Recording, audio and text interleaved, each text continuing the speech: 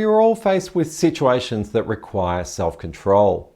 It might be that new diet, avoiding distractions while focusing on some detailed work, or that colleague who just drives you crazy. We often find ourselves needing to fight those distracting impulses that take us away from our goals. This management of our emotions and responses is a crucial part of emotional intelligence, allowing us to be individually productive and also to form effective working relationships with others.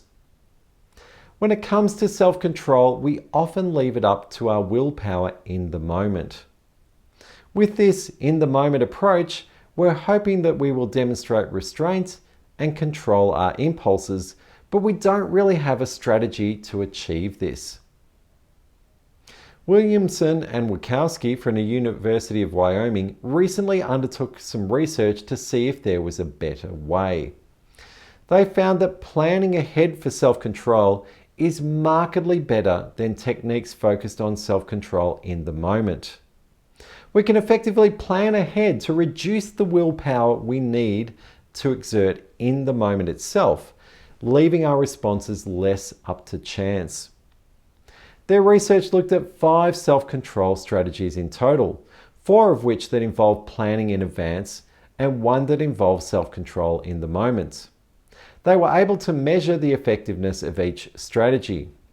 Here are the 4 techniques that worked well. Number 1 is situation selection. This is effectively an avoidance strategy.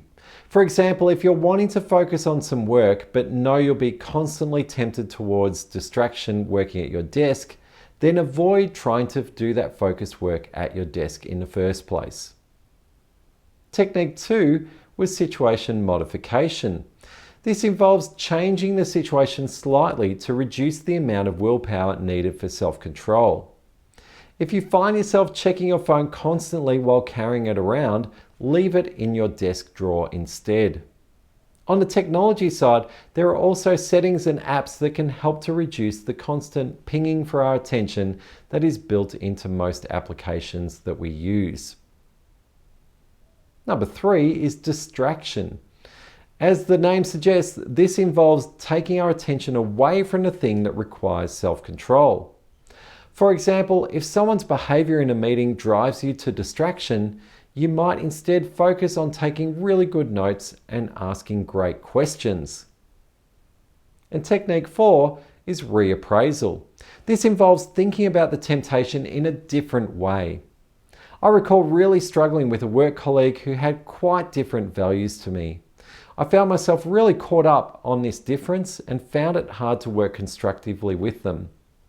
I made the mental shift to acknowledge the difference in values and their right to have those values, and this made the working relationship far more positive. So each of these 4 techniques reduces our reliance on demonstrating willpower in the moment. As the researchers noted, people can indeed proactively initiate self-control, and those who do so are better able to make progress towards their long-term goals. This week, I encourage you to not just think about planning for your own self-control, but also share some of these approaches with others. Why not use an individual or team meeting to discuss how to apply this research in your workplace? Have a great week.